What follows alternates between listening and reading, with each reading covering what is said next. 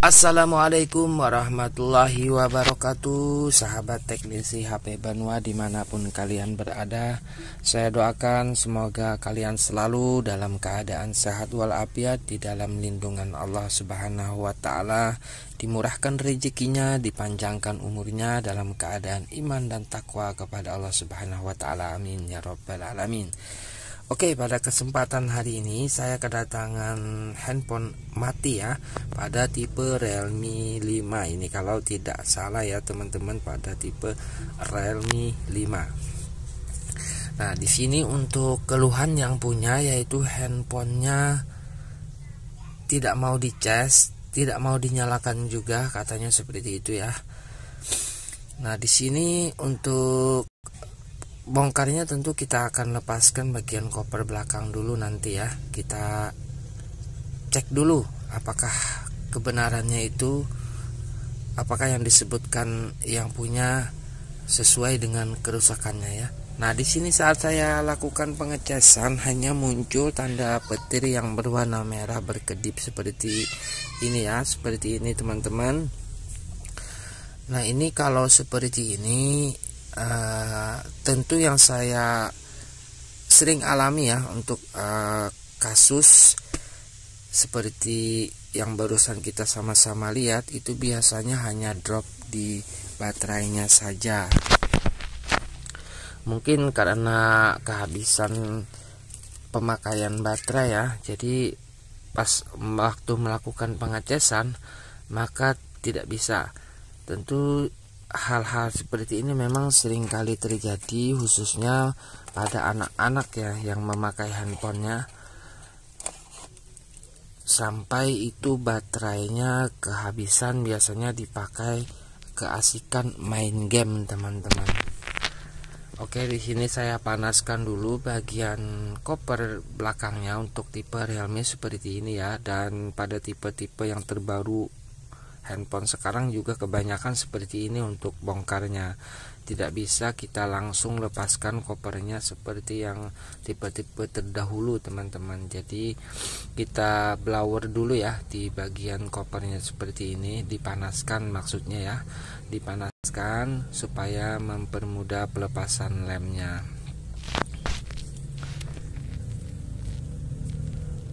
Nah, karena di balik koper ini ya teman-teman terdapat baut yang harus kita lepaskan terlebih dahulu. Nah, itu sudah kelihatan ya ada bautnya.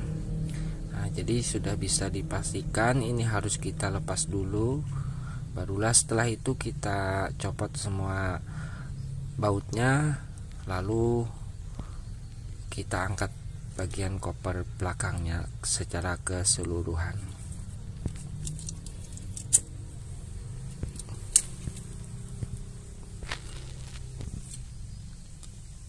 Harus hati-hati ya teman-teman, karena saya pun baru kali pertama ini bongkar tipe Realme 5. Ini kalau 5i bukan ya, kalau 5i bukan.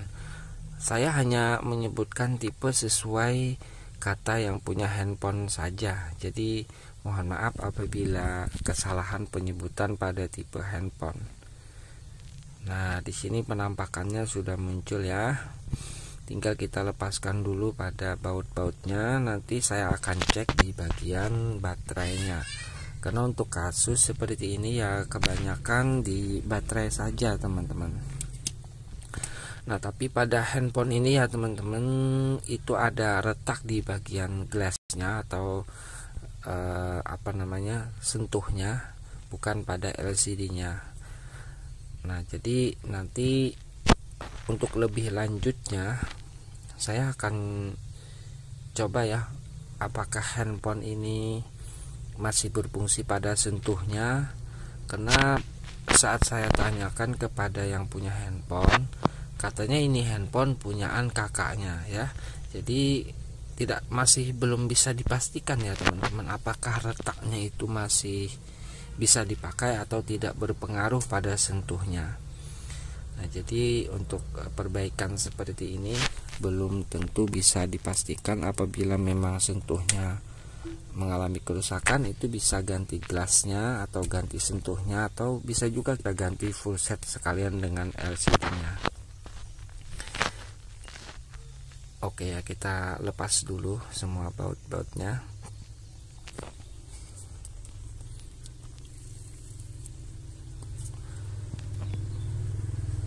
Ini mohon maaf ya teman-teman, untuk update-nya sudah tidak bisa setiap hari lagi, karena memang banyak kesibukan sekarang tuh.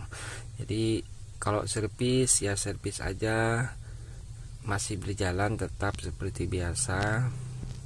Cuma kebanyakan handphone yang diservis itu ya tipe-tipe lama ya, maklum tinggalnya di kampung, dan walaupun ada tipe yang baru ya teman-teman, tapi belum rusak mungkin ya.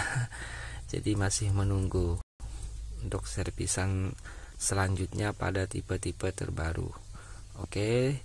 Nah, setelah tadi kita lepaskan bautnya, barulah kita bisa melepaskan kopernya secara keseluruhan seperti ini.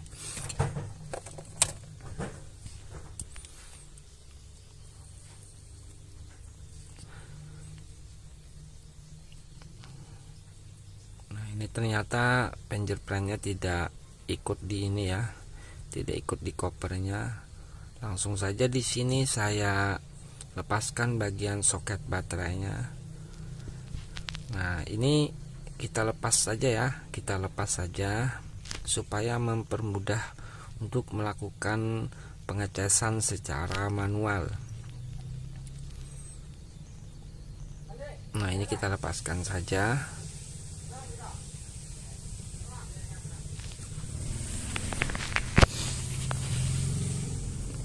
Di sini saya akan berikan sedikit caranya ya teman-teman. Sangatlah mudah untuk pengecasan secara manual. Gunakan saja ini apa namanya ya, smart teman-teman. Kalau saya sebutnya desktop multifungsi. Nah, cari saja soketnya yang cocok. Nah, di sini tegangannya 3,04. Bisa dipastikan baterainya ini lemah ya. Jadi saya akan lakukan pengecasan secara manual, ditinggal ya kurang lebih setengah jam. Insya Allah akan terisi. Oke kawan-kawan dan sahabat teknisi HP Banua, kita lanjut ya untuk perbaikan handphonenya. Ini tadi kurang lebih setengah jam saya tinggal. Nah, ini untuk tegangan sudah naik di 3,7. Baiklah, kita langsung saja untuk melakukan pengecasan. Mudah-mudahan saja ini sudah bisa berhasil ya teman-teman. Oke, langsung kita cas ya, kita cas sambil kita cek.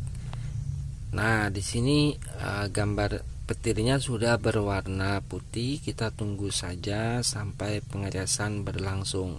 Nah, di sini teman-teman bisa lihat ya, sudah naik di 32%. Jadi tinggal kita nyalakan handphonenya dan kita lakukan pengecekan di bagian touchscreen-nya. Karena touchscreen-nya ini retak ya teman-teman. Mudah-mudahan saja tidak mempengaruhi, masih bisa digunakan ya, maksud saya. Kita tunggu sampai masuk ke menu. Nah, oke kawan-kawan dan sahabat teknisi HP Banua yang belum subscribe, silahkan dibantu untuk menekan tombol subscribe-nya dulu, di like dan di share juga, di komen apabila ada kritik maupun saran serta dukungan kepada saya. Silakan teman-teman tuliskan saja di kolom komentar. Insya Allah apa yang saya berikan bisa bisa jadi manfaat ya, walaupun tidak begitu banyak.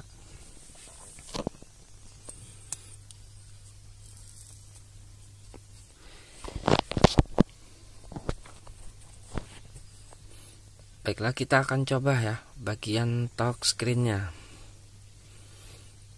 Nah, ini ada kuncian ya, ini ada kuncian karena temanya. Nah ini disentuh masih berfungsi ya teman-teman. Nah walaupun memang agak sedikit harus kita kasih keras ya, harus kita tekan ya. Nah teman-teman bisa lihat sendiri.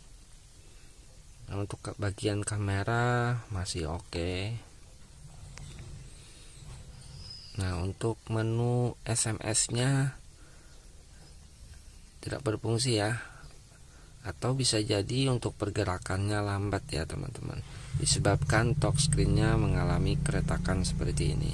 Oke, ini untuk handphonenya nanti saya akan konfirmasi dulu kepada yang punya, apakah mau diganti glassnya atau touchscreen-nya, atau diganti polset, bagaimana bagusnya nanti saya konfirmasi dulu. Yang penting saya sudah hidupkan kembali handphonenya. Untuk kelanjutannya ya tergantung dari yang punya handphone ini. Apabila mau dilanjutkan, oke, saya kerjakan untuk penggantian touchscreen ataupun LCD-nya.